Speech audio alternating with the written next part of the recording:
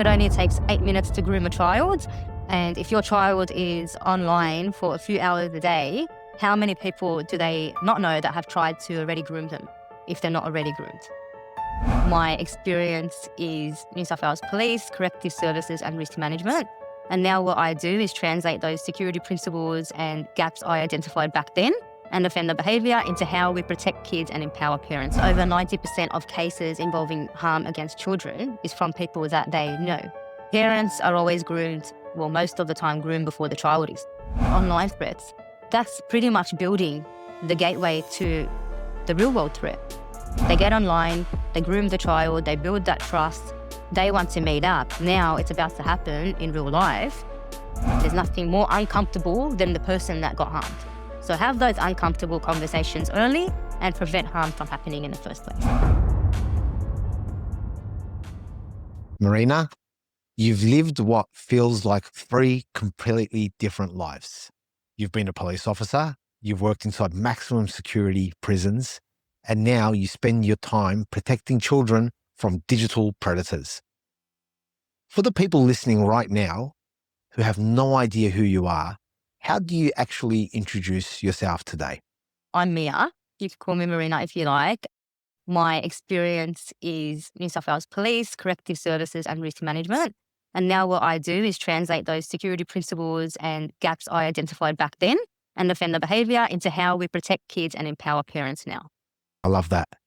And it's a fascinating pivot because most people think in the current world, cybersecurity and children's safety as lines of codes and firewalls and technology, right? But you come at it from an absolute extreme of the physical world. So I guess walk me through that realization in how did standing in a correctional facility change the way you view the digital threat? To be honest, when I was working in corrections, it was very hard for me to emotionalize and it was very easy for me to switch off in those environments. Just go in, do the job, leave, and leave work at work. It was when I became a parent, I realized I actually have strong emotions. And there was a lot of children, there was a lot of crimes happening in there against children, like people coming in. I was that person that wanted to read everyone's security reports. Why were you in here? What led you to this? What security gaps allowed that opportunity to harm the child? What gaps were occurring with the parents that were missed, which allowed this to happen? And I was reading everyone's security reports, mainly to know if we're going into an operation with that person, I want to know, are they going to harm me? Are they going to harm my team? What do I need to be aware of? But it was at the point around 2,000 incidents I've reviewed. And if there's something really wrong, we're actually only protecting kids after harm has happened. What can we do to protect them and prevent the harm from happening in the first place? So it was around, in 10 years, 6,000 different incidents I've reviewed between corrections, police, shopping centres. Understanding the gaps that allowed that to happen, I now translate that into allowing people to actually know these are the threats in the real world. This is what's happening online. This is what you need to know so you can empower your children to take safety into their own hands and have that confidence to speak up when harm happens. Because that was the issue. Harm's happening. Children don't know when to speak up and guardians aren't actually aware of what is happening. So that's how it all ties into each other. Responding before the harm actually happens rather than after. Yeah, be preventative. Absolutely. That's definitely the best way to go. I guess the security industry mostly treats children's online safety as a technical problem, right? And we sell parents parental control algorithms that has age gates, if you like. Now, you treat it as a situational awareness problem, which is amazing in itself, by the way. What are parents fundamentally getting wrong by relying on software to do the parenting job? Well, I feel as well what we just saw with all the social media trials happening, the platforms are designed to make kids addicted to those platforms. The safety wasn't considered. Safety definitely needs to be considered when designing these social media platforms. And there was always that debate. Is it a parenting problem? Is it a tech problem? Whose problem? It's a collective problem and it's a collective responsibility. So it's not just the parents. In society, when we take child protection, child safety seriously, we need to understand it's a responsibility between everyone. The schools, the parents, the tech, and the greater community. It's all of our responsibility to protect children, not just parents, but also for parents to understand threats can happen anywhere. There could be a day the tech is designed with safety incorporated, but there's going to be that one person that's able to exploit it and harm a child still. So actually empowering parents to know you need to be aware of what's happening in your community, what can actually happen on this platform. And instead of scaring them and scaring the children, making them have more informed awareness to make safer decisions. Because I don't really believe social media is bad. I think when it's used with good purpose, it can benefit the child, it can benefit the parent. But having that safety mindset can actually make them use it to its advantage and prevent them from being targeted from a predator. Because I love saying Yeah, it to people, it only takes 8 minutes to groom a child. And if your child is online for a few hours a day, how many people do they not know that have tried to already groom them if they're not already groomed? that's crazy. 8 minutes to groom a child. Let that sink in. Yeah, I agree with to a big degree when it comes to social media. There's two parts to that. One, just for people who may not have heard, very recently in America, there was a case against a couple of the big platforms, Meta and YouTube. And for the first time, the case was won against these platforms where they were proven that they were creating technology that was addictive to younger children who then get addicted and can lead into self-harm. And the technology behind it and the algorithms behind it are effectively there to make money or there to get you addicted on time that you spend on these platforms. Now, the court case went for the people who were suing them, and this is a big news because it's never happened before. Of course, these platforms will fight it. And the big thing for me as a parent in that is, as exactly what you said, is that the time it takes on these platforms, as short as 8 minutes, you're done. And younger kids don't have the mindset to understand what's been, spoken to them, like that. Someone randomly coming up and offering them dollars in that platform or whatever it is, and they get tricked so easily. And to make kids aware and understand this is a big thing, but it needs to come from the parents. And with parents and social media, it's hard because most parents don't know what most of this social media is. They're not on some of these platforms. So yeah, and that again, that leads to the whole idea of social engineering, right? So in the corporate world, when we say social engineering, we have phishing, we have tricking people into handing over or giving access to the system without having to actually hack it. But what but what I've never heard it apply to is children, if you think of it like that, right? How are Mhm. our kids being socially engineered on their devices right now? And why are their developing brains, I guess, so vulnerable to these corporate level manipulation tactics? Yeah. And as well, the other issue I identified through those incidents is there's a big gap between the parents really understanding harm is not only happening from people the children don't know, it's happening from people that the parents and the children know. And parents are always groomed, well, most of the time, groomed before the child is. So it's for them to have that awareness too. Have that awareness, have that knowledge that this is what can happen. And if you are empowered with the knowledge, you can protect your child and protect yourself. 'Cause it's really sad when you see trials happening and actual cases. The parents are, it's my fault. I trusted that person. And if you have that aware mindset that it can be anyone, it can't be everyone, but it can be anyone, you are more likely to protect your child. And through the knowledge, like the empowerment programs we do with children and youth, they're 3 times less likely to be harmed if they have this situational awareness. Can you expand on that for me? When you say the parent is groomed first before the child, do you want to expand on that? Yeah, so in Australia, we used to always learn about stranger danger. I'm sure it's a global thing as well. Stranger danger, we don't do that anymore. because over 90% of cases involving harm against children is from people that they know, whether it's family or friends of the parent or a teacher, it's people they already know. It can happen from anyone. So we don't teach that anymore. We teach strange behavior or tricky behavior, empowering the child to actually question, this is strange, this is unsafe, and speaking up to an adult. Because we've seen it in a lot of cases. How did the adult actually have access to the child? It's through building trust with that parent. Like the parent starts to believe they're a nice person. They're doing all this positive contribution to the community. They'd never cause harm. They've already built that trust. So they've already broken down that wall.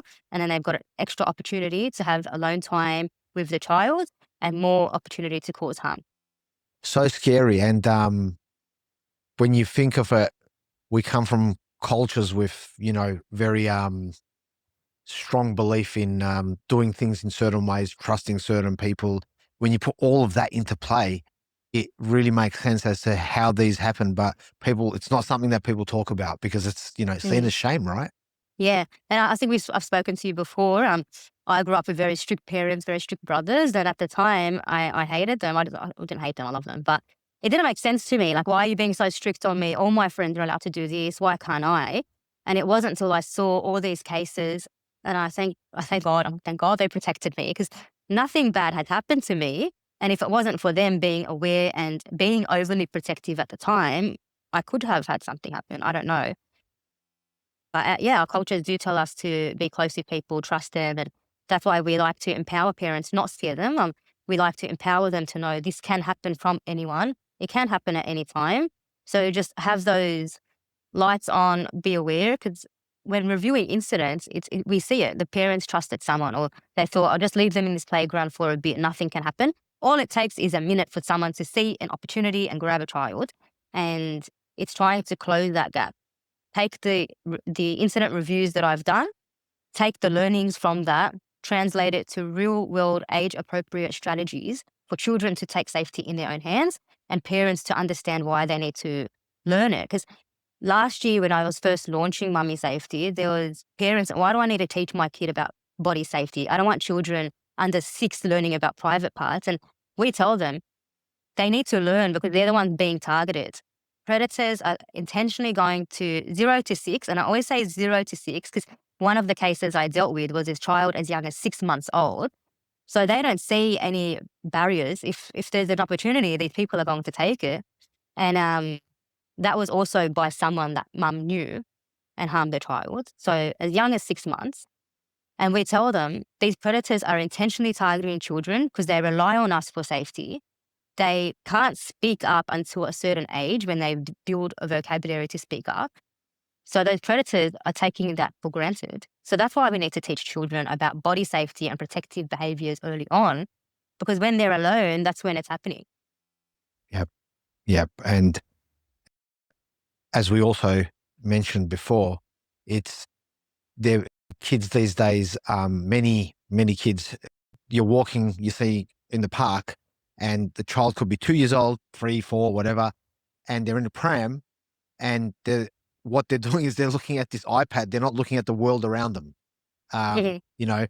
and so it's like they're connecting to this world from such a young age. And I think Adriana and Susan McLean mentioned this. It's no longer that. It's we are connecting the world to your child.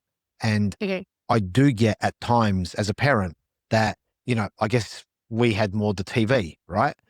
And you can just turn the TV off and that was the end of the story. But with internet these days, you know, especially as kids get older and are given mobile phones as young as 8, 9, 10. And you turn the Wi-Fi off, so what? I'll go on my 4G. They're smart. They know how to they know the work around that. We know that recently our government enacted the under 16 social media law or ban. I guess from a pure security professional standpoint, looking at age verification, right? Kids know how to get around it. Like I said, they use VPNs or various other techniques to bypass the system. Sometimes just to prove a point. Sometimes say, that's not going to, impact me. And a lot of kids I know have gone around it, so I'm not sure how the numbers add up. but is this a genuine protective measure in your opinion, or is it just a security theatre that gives parents the false sense of safety while the real world threats continue? I think it is giving parents a false sense of security. Like the social media ban in practice sounds great, but it's not implemented the right way. Protecting the children and protecting youth really starts with what we always say, early conversations at home and why. So even if that 13-year-old does work around and go on social media, drilling in the why, like you can't be on social media because these harms are happening here. This has happened to someone else your age, and this is what's really happening online. I believe the protective behaviours start at home with the parents. They need to have those conversations early on. I don't believe children under 16 should be on social media. I don't see any benefit in it. That's my own personal opinion.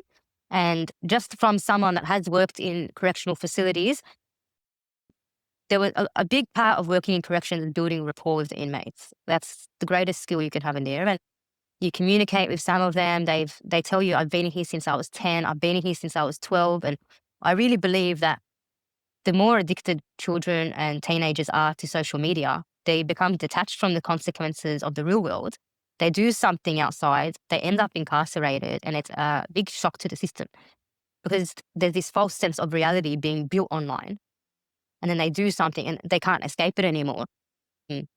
I do believe a lot more needs to happen inside the house, parental responsibility when it comes to protecting children on. Yep, yep. And again, I guess when you talk in that sense of a parent, it's almost like parents social engineering their kids in the sense that as they're growing up, having kids involved in events, having kids involved in family gatherings and getting them to interact with people is a skill that ends up leading to, as they get older, being able to actually not be so isolated and want to connect with other people because, as you said, they're playing a game online.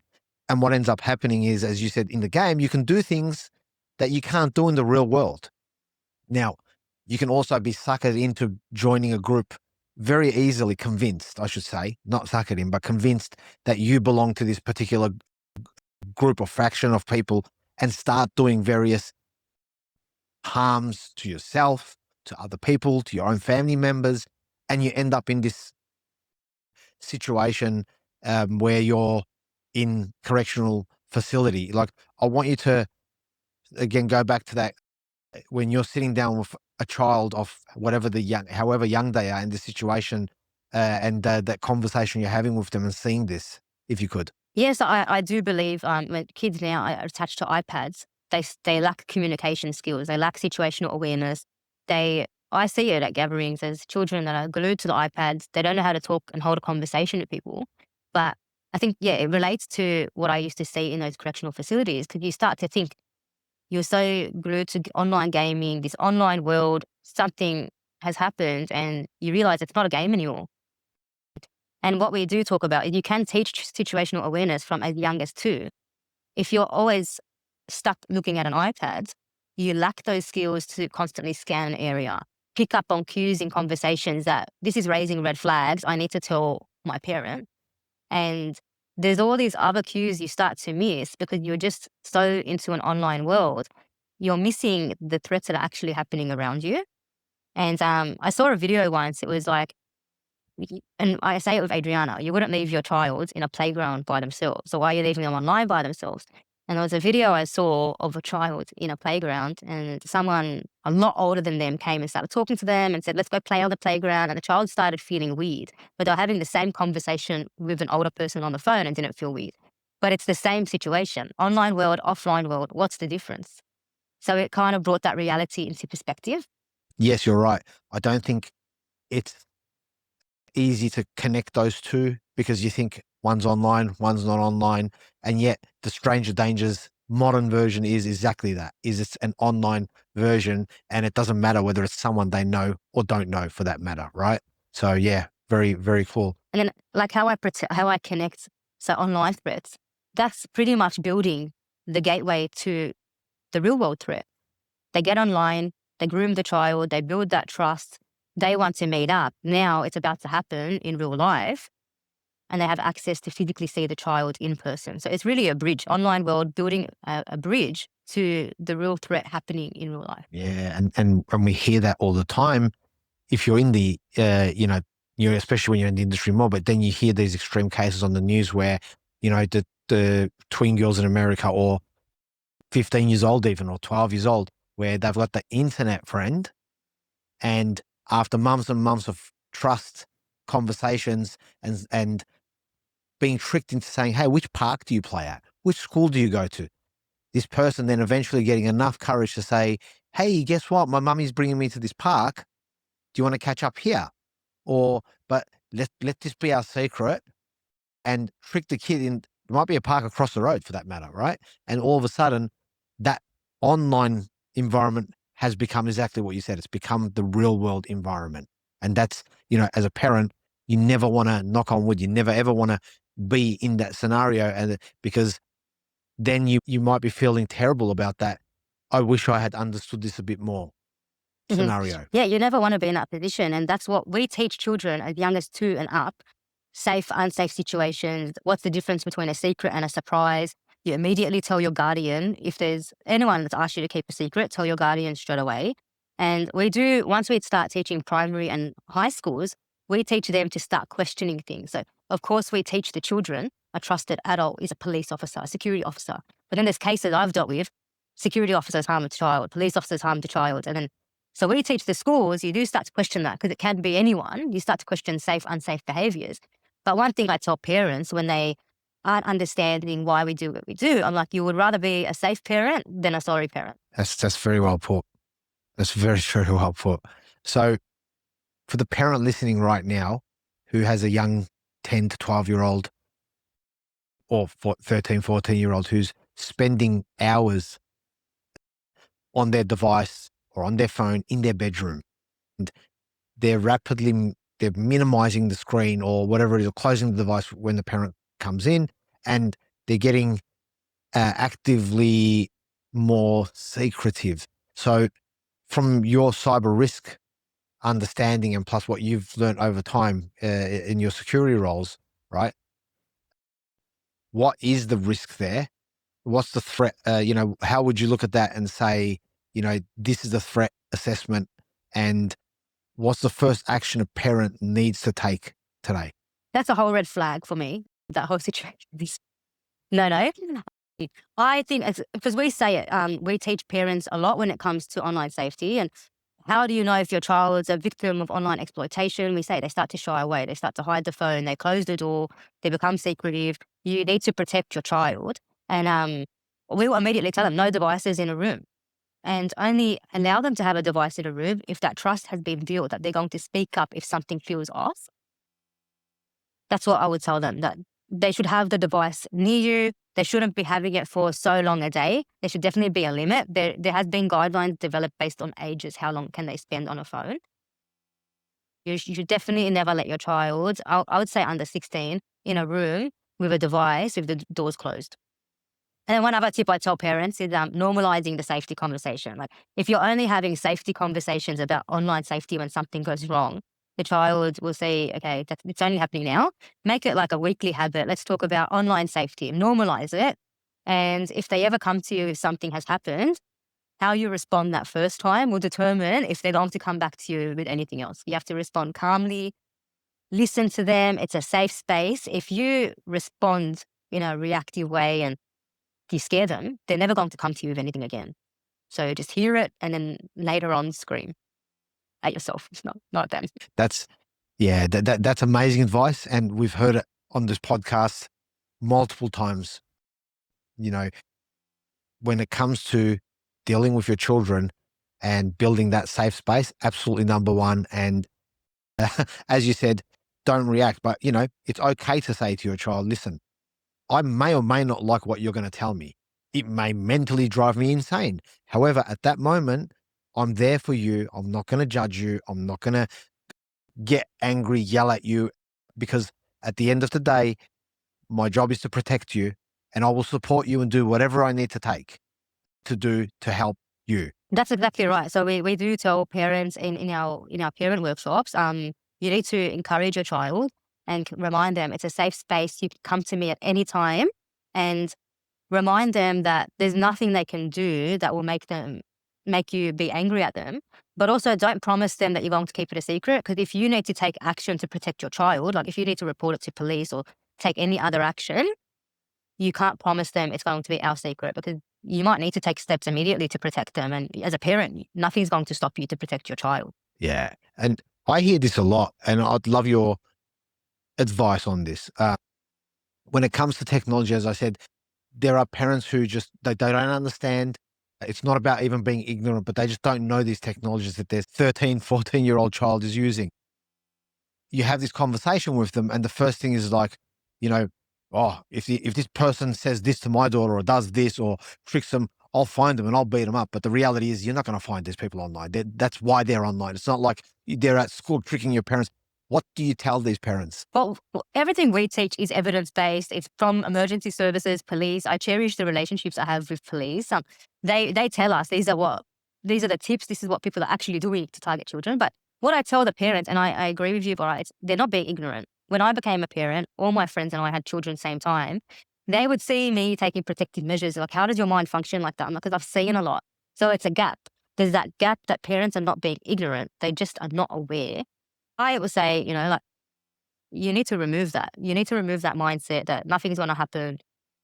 Change your mentality, have a proactive mindset, and actually take initiative to learn what is happening in society with children the same age as my child. And as a parent, what steps can I take? Are there any safety books I can read to them once a week? And it is the mindset. The mindset comes down to everything. Even with organizations, I told them it comes down to your culture. You're only as strong as your weakest link. And if there's that one person that doesn't understand child safety, but everyone else is, it's that one person going to let you down. So change your mindset, have a positive attitude towards it.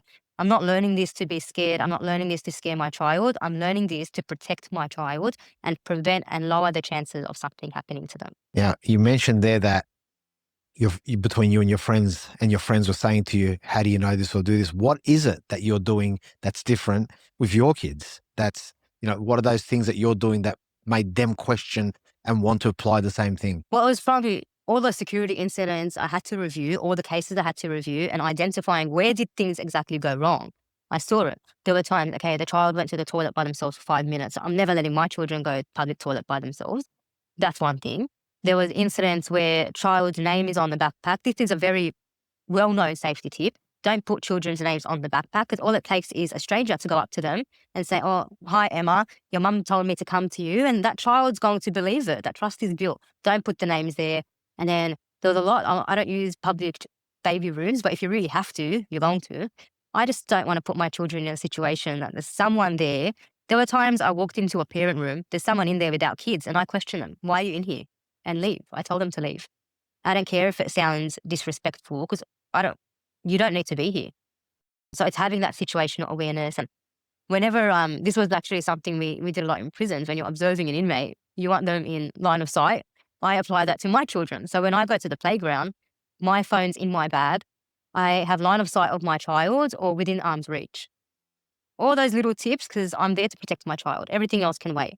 And like a street safety one, we don't cross the road between cars. We always cross at the crossing. It sounds like common sense, but it's just those little things. But I got to walk 20 meters. Why? Yeah. Well, that's another thing. Like, It's even with cars, like you never leave it's illegal to leave your child in a car by themselves. But some people see that convenience. I'm just going in the shop for 2 minutes. All it takes is that 2 minutes. You would rather struggle, carry your child a bit more than leave them in a car for 2 minutes and something goes horribly wrong. There was an incident in Brisbane a few weeks ago, and this relates to what we teach. And I was like, this is such a good case example. But when we teach children, we teach them like how important it is to know your name, how important it is to call emergencies, and how important it is to say, I'm in danger. So a few weeks ago in Brisbane, a parent left their child in the car with the keys in, ran inside to grab something. Someone was about to steal the car, and their child was screaming, I'm in danger, and an electrician nearby came and saved her. So that's what we say. All it takes is that 1 minute, and someone will take an opportunity, and you would regret it for the rest of your life. Yeah. And the fact that people are judgmental and they're going to see that and they're going to judge this parent who's probably the best parent in the world, who's made Yeah, one single mistake, and that's it. They've been judged for something without anyone knowing anything about them or the case. But that's brilliant. I love what you just said there, that teaching a kid, even at that age, to say certain things. And I heard something recently, maybe you can correct me on this, right? They sometimes when there's just a shout or a scream, people yeah. don't see, like, surrounding people might just think that's a silly kid, right? They were taught apparently to say fire, fire, and that actually gets more attention from people than saying I'm in danger. Is that right? Or It is right, because this actually happened to me a few months ago. But it is right. Like you don't want to say help, help. And in public as well, don't teach your children to scream mummy, daddy if they're lost, because everyone is mummy, daddy. Teach your children your name. If you're lost, scream out my name. But it is much better and much more helpful to scream out the threat. Like a few months ago, I was at the beach and I was about to cross the road and someone was screaming towards me. I'm like, what's wrong with this person? Then he shouted snake and I just stopped. There was a snake and I would just immediately die if I saw it like, in front of me. But he shouted snake, so I stopped. It's much more beneficial to actually shout the threat. Yeah. amazing. So I guess you're so deep in this world, and you know what the threats are. We've spoken about so many of them. What's the key thing tonight, if a parent was listening to this, as a starting point for them to do with themselves or their children? What's your key advice? Well, it's so hard to summarize it to like one point, but I think the first thing would be to write a safety plan. Write a safety plan depending on the age of your child. Like you're not going to write an online social media plan for your 2-year-old. You would hope they're not. So like, there's nothing with them on social media. But the first thing would be make an at-home safety plan. So if these issues arise, how do we address it? Have a conversation with your child. Is it is there anything that makes you feel unsafe? And do you know you can always come to me as a trusted person if you're ever in danger? And also to the parent to change that perspective. It's not to build fear, it's for empowerment. And then the last thing is also to be easy on themselves. It's not just a responsibility of a parent. Child safety is everyone's collective responsibility and it requires active participation of everyone in the community. So a lot of parents feel it like this is up to me, it's up to everyone. And yeah, we are quite ambitious and want everyone to know it's a social duty. It's not just the responsibility of the parent. So can I ask, is there any question that I haven't asked that I should have asked, or topic? I think it's just to really understand protecting children is not a side issue. It's something that's really important we need to address now. There's been a lot of changes in recent times when it comes to child safety, child protection. The media is really exploding threats that are happening. And I like to remind people what you're seeing on the news isn't new. This has always been around. It's just now getting the attention that it needs. So, one thing I love parents to understand is threats can happen anywhere. It's up to you to have a protective mindset and just to have that constant situational awareness on and teach your kids from as young as 2. Don't be scared. I don't want to scare them. It's not appropriate. It definitely is appropriate. Some people see it as uncomfortable, but I always like to say there's nothing more uncomfortable than the person that got harmed. So have those uncomfortable conversations early and prevent harm from happening in the first place. That is amazing advice, and I can vouch for so many of those situations when. So my wife is a teacher, and she's obviously been, well, I should not obviously, she's been trained in human behavior as well, and she understands and her awareness of things. And we were in Melbourne in one of these big fun water parks, Mm. and she noticed someone who's a lot older than most people there, who's just randomly walking around with a camera hanging around his neck. And you watch enough to understand that this person isn't interacting with anyone else. It's not like he's gone and sat down and he's got a grandchild that's gone down that slide and he's waiting for that child for that matter. And yes, when I was made aware of it and I watched for just a short period of time and I'm noticing the patterns of the movement of the camera and stuff, and then I told the people of the guards, but mind you, I say that they were mostly teenagers. We basically approached this person and he ran quick smart. Now, he didn't even give us a chance to because you're in a public space. What are you going to do? Arrest the guy? I'm not a cop, right? we saw that. And if it wasn't for someone who, as you said, who had that understanding, we would have been none the wiser. And we know what happens to that material once it's online. Yeah, and I think that's very good. So you did say, did I miss anything? This comes back to security principles. Just when like national security says say something, we apply that to the children too. A lot of issues go unreported because someone's scared to report, scared to speak up, scared to approach someone. So those are probably 2 tips I'll just say to leave it there. Like if you see something, say something. And to be honest, protecting the child is paramount. And we always say, who are you here for with everything you do with Mummy Safety Security Project? Are you here for the educators? Are you here for the parents? What's your main priority? I'm like, everyone, we're here to help everyone, enable everyone, but the foundation of everything we do is the best interest of the child. So we don't care if I make an adult uncomfortable or a teacher uncomfortable. I'm there to promote the message of protecting children. What is the best interest of the child? And however that comes across, I don't really care because it's the children that are priority. If I saw something in public like you just saw, I wouldn't be worried about making that person uncomfortable. What I care about is the safety of all the children around. So good job. Yep. Agreed. Love that. Thank you so much for your time, your energy, and No, your thank message of you. what you do. At Dumb Ways to Get Hacked, I love seeing the awareness isn't just about businesses. It's everyone. It's children, it's parents, it's business owners. And you're doing an amazing job in the field that you're doing. I, want to say as a parent, I appreciate it. I love it. And we'll definitely want people to reach out to you. So what's the best way they can connect with you? They can send me an email at mia@mummysafety.com.au or follow my Instagram page, Mummy Safety Security Project. We always put tips on the page. They can reach out to me anytime on that page. Amazing. Thank you. Thank you.